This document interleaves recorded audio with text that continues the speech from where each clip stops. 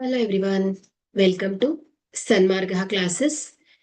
ಪರಿಮಾಣಗಳ ಹೋಲಿಕೆ ಈ ಅಧ್ಯಾಯದ 3ನೇ ಪ್ರಶ್ನೆಯನ್ನ ಗಮನಿಸಿ.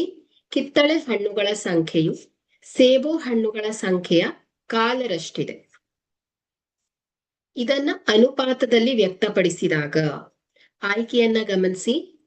A 4:1, B 1:4, C 4:2, D 2:4.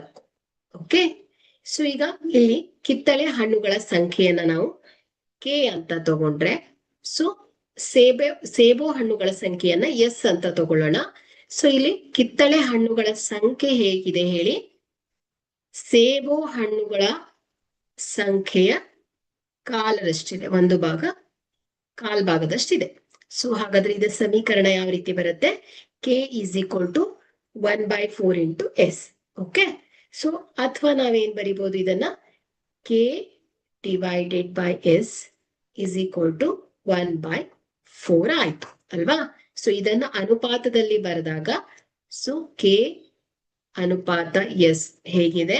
1:4 ಆಗತ್ತೆ ಅಲ್ವಾ?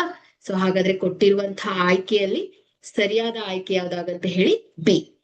ಕಿತ್ತಳೆ ಹಣ್ಣುಗಳ ಸಂಖ್ಯೆಯು ಸೇಬು ಹಣ್ಣುಗಳ ಸಂಖ್ಯೆಯ ಕಾಲರಷ್ಟಿದ್ದಾಗ, ಸೊ ಇದನ್ನ ಅನುಪಾತದಲ್ಲಿ ವ್ಯಕ್ತಪಡಿಸಿದಾಗ 1:4 ಆಗತ್ತೆ. Okay, thank you.